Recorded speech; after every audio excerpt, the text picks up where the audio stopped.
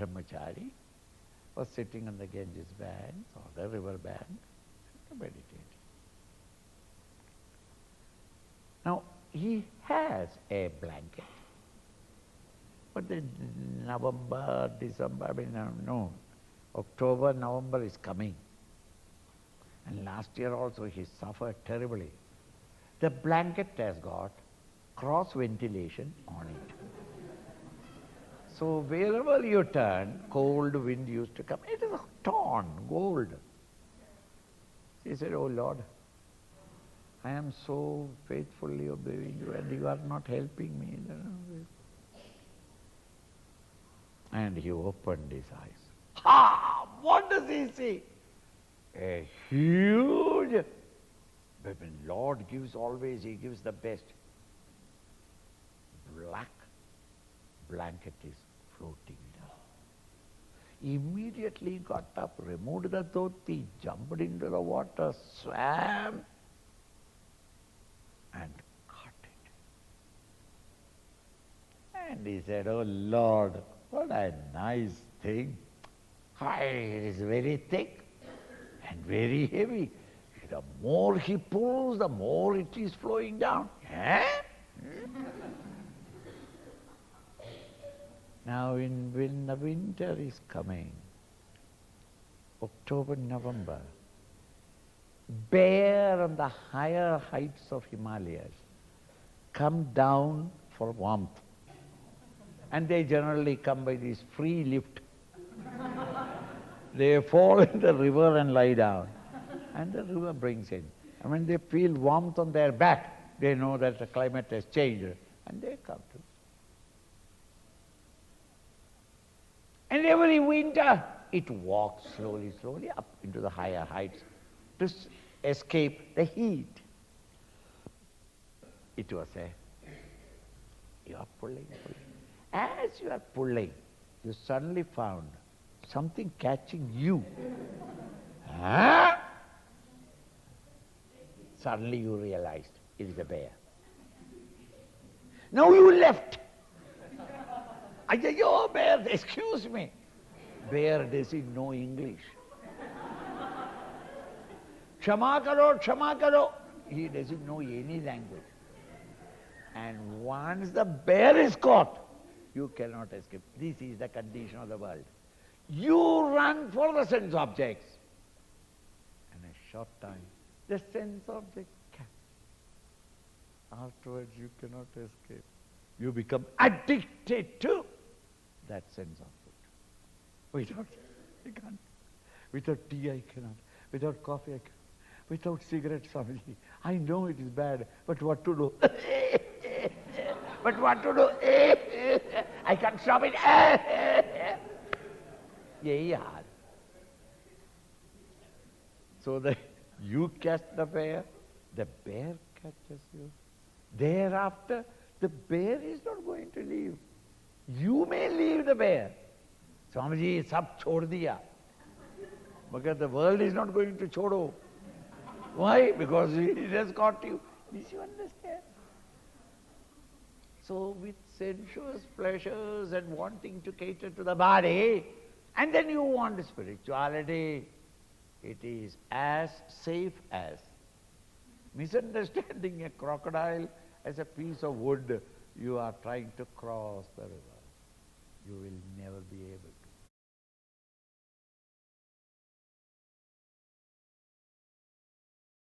Mahamurtyu. This moha in you is the Mahamurtyu, the most tragic death that can ever happen. People come, people die, it is all right. But this most crucial, most gruesome death is while living, slowly dying and becoming incompetent to exist in the world and peacefully survive in the world due to moha. Moha eva mahamrityu. Mumukshorva viradishu, especially to a mumukshu who wants to spiritually awaken. This moha in vapuradishu, vapus, body. Adishu meaning through the body, the world of objects. Because once you are not conscious of the body as in deep sleep or under chloroform, there is no world for you to get attracted with, enchanted by. So that in the vapuradishu, moho vinirjido yena, one from whom or who has gained jaya, victory, total victory from moha. He has no more any moha to possess and aggrandize the world outside, thinking that that object will give me happiness. This misconception, this attraction for the delusory world of plurality has ended. Vinijjido yena sa mukti padam arhati. He deserves mukti, liberation. Deserves liberation means he is the fittest person who can with confidence walk into the gate of the citadel of truth, and the door shall open by itself, inviting you as a VIP treatment. You are free. Because of the moha, our mind's attention is always attracted towards the world of OET. Hooked on to the world of OET, the mind cannot lift it to the higher. When once that moha is ended, you are unhooked. The world of objects thereafter cannot cling on to you. Your entire mental attention can be turned to the higher, and the experience of the infinite can be readily available for such a spiritual seeker.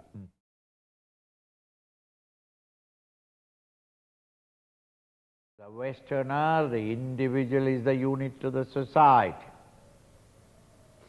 To the Eastern philosophy, the family is the unit and not the individual. The kula is the unit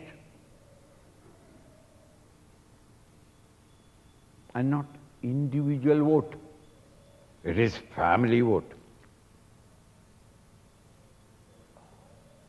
Think? So to us, family is more important than the individual.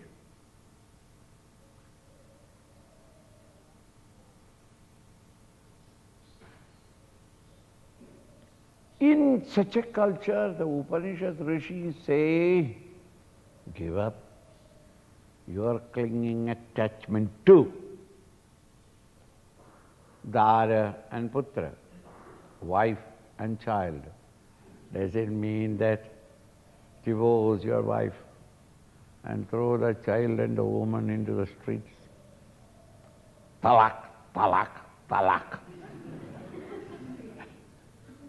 3 times you cry out in the presence of the parents, the wife is gone, gone, is in the streets. That is not Hinduism. Then what does he mean? It says literally, Deha, Dara, Suta. Now in the society or community, when you and I live till death, the relationship in the society is a chain relationship. Every one of us is looking up to someone.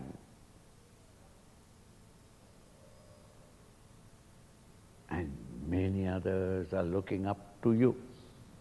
Everyone. It's a chain. You look up to something for your security and comfort, and others look up to you for their security. This is called the chain relationship in a community.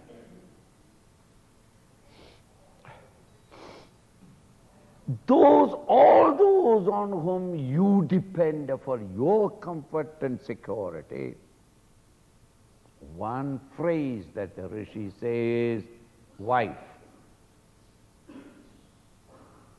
But the man goes and earns the livelihood and gives it to the wife. It's the wife to see that the house is clean, the children are looked after, and your comforts are looked, and the food is made. All this is her job. So you look forward to, up to your wife for your comforts and security. While Sudha, Putra, your children look up to you for security, comfort, nurture, nourishment. So the Putradara Grihadishu or Putradara, when you say in Sanskrit, a philosophical diction, it has more meaning than that meets the ears. It is not wife and son. The wife stands for all those on whom you look up to for your comfort. And the son stands for those who look up to you for their comfort. So the entire chain of relationship is indicated by this one single phrase. Putradara moham jehi mahamrityu. This mahamrityu, this great tragic, excruciatingly painful, suicidal death created by your clinging attachment to. To what? To those whom you depend upon, and towards those who are depending upon you. Look after them, but no clinging attachment.